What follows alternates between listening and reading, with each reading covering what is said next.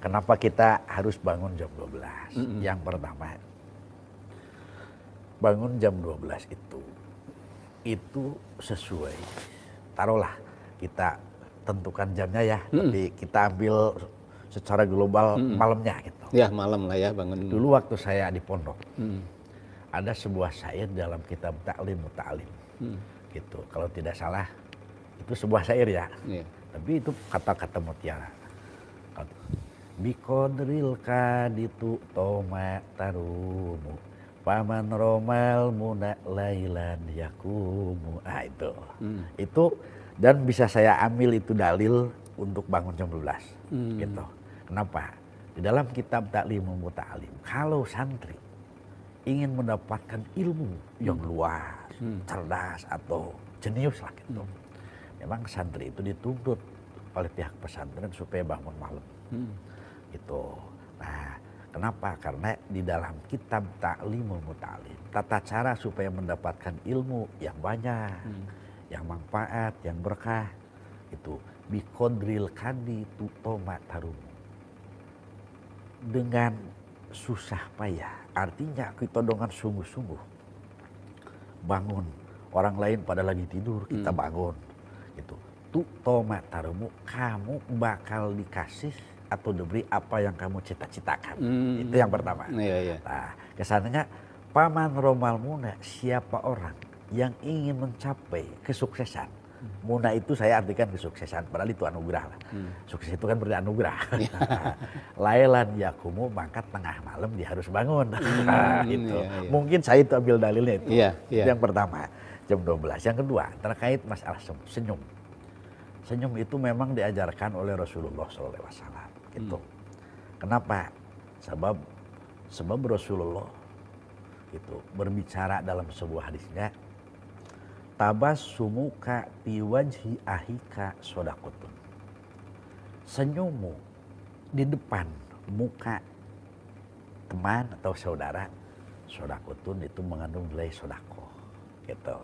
Kenapa? Karena kalau kita contohnya kita papasan dengan orang, padahal itu saudara kita atau teman dekat, dia cemberut terus, otomatis kita bertanya kita salah apa. Nah, makanya sangat pas sekali Pak Haji mengajarkan ke kita ketika kita bangun tidur, setelahnya bersyukur, terus senyum. Pertama melatih kepribadian. Itu yang pertama, melatih kepribadian. Ya. Kenapa? Karena ketika kita sering berlatih yang tadinya umpamanya nih jutek atau susah senyum, setelah dilatih tiap malam senyum 41 kali, satu kalinya 20 detik, otomatis saraf-saraf yang ada di muka ini bakal terlatih dengan senyum itu. Dengan sendiri. Dan ketika sering senyum, berarti kita dapat nilai sedekah. Betul. Itu yang. Terus yang kedua, mandi malam ya, mandi malam. Saya sering lihat YouTube-nya dokter-dokter terkait masalah kesehatan menurut medis. Dan bahkan orang tua kita dulu. Ya, kakek nenek kita ya dulu ya. Kakek nenek kita ya. Bahkan saya punya tetangga nih. Setiap 3:30 dia pasti mandi. Dulu kan kalau masjid itu baknya besar. Mandi. Setiap 3:30 tetangga saya itu mandi. Setelah mandi terus ke masjid, sholat malam, terus baca puji-pujian atau tarhim. Sampai sekarang saya belum pernah dengar beliau sakit. Apalagi sampai masuk rumah sakit. Berarti itu dari terapi mandi malam itu. Padahal mandinya 3:30 gitu.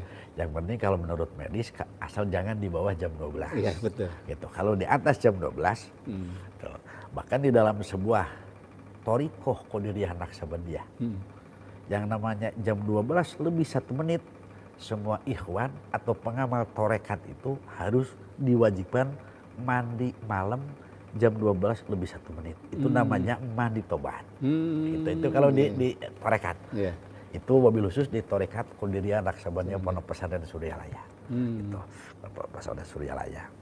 Itu mandi terus masalah terkait ibadah ekstrim ya. Iya. Ibadah ekstrim. Saya sering dengar Pak Haji, kalau bapak ibu-ibu mampu melaksanakan ibadah ekstrim, atau tidak mampu dengan ibadah ekstrim atau sedekah ekstrim, saya jamin penghasilannya per bulan miliar, miliar, bahkan saldonya tidak akan pernah kurang dari 1 miliar. Dengan bahasa pasti itu kan saya bertanya-tanya, Iya. bertanya. Ini pede banget Pak Haji. Ini Pak Haji pede banget, ini keyakinannya itu. Gitu. Apa yang membuat Pak Haji itu bicara atau jaminannya pasti katanya. Itu. Nah, begitu saya baca Al-Quran, 2 bulan berturut-turut, alhamdulillah saya 12 juz tidak pernah ketinggalan. Alhamdulillah. 2 bulan berturut-turut. Ketika saya baca surat ini, ternyata ada apa yang Pak Haji sampaikan, pasti. Di dalam surat An-Nahl ayat 97 Allah berfirman, man amila sholihan min dzakarin aw untha fala nuhyiyannahu hayatan thayyibah. Hayatan thayyibah. Ya. Man siapa saja. Orang siapa? Siapa saja itu. Anak kecil, dewasa atau sudah kecil. Amila soleh, dia yang berbuat amal soleh. Betul. Min dakarin, baik itu laki-laki, unsa atau perempuan. Kesananya kalau menurut ilmu gramatika Arab atau ilmu nahwu sorof, man itu huruf syarat. Kalau syarat pasti harus ada jawab. Gitu. Menurut ilmu gramatika Arab nih. Kalau man menurut ilmu usul fikih itu termasuk huruf umum. Artinya umum itu man itu bisa perempuan, bisa laki-laki, bisa anak, bisa gitu, siapa aja. Gitu. Nah, maka dijawab oleh Allah pula nih. Pala nuhyiyannahu. Bahasanya fa menjawab dari huruf man, lam itu menguati. Huruf walaupun cuma 1 huruf lam. Pala nuhyiyannahu. Maka kata Allah, kami akan memberikan kehidupan kepada orang yang benar-benar mampu melaksanakan ibadah ekstrim. Jadi bahasa pala nuhyiyan itu pertama dikuati dengan huruf lam. Lam. Di dalam kitab Al-Johharul Maktun, kalau di pesantren namanya itu Pan Ilmu Bilago. Ada bet bikosamin kon ina lamil ibtida wa nunajid taukini wasmin akidah. Gitu. Ketika satu kalimat baik itu di Quran, hadis ataupun di kitab-kitab ataupun di bahasa-bahasa Arab, ketika pakai lam kosam itu isarahnya menunjukkan bahwa saking kuatnya atau saking pastinya itu. Nah, itu yang kedua. Nah, ke sana ditambah lagi dengan nun. Nun taukin. Pala nuhyiyannahu. Jadi nunnya itu 2. Nunnya 2. Nah, tapi karena supaya litahfif, supaya singkat, simpel, maka pakai isyarah tasdid. Nah, ketika satu kalimat pakai nun taukin, maka itu pastinya itu lebih dahsyat. Gitu. Nah, begitu saya buka surat An-Nahl ayat 97, menemukan ayat tersebut. Ini yang menjadi dalilnya Pak Haji. Makanya Pak Haji pasti.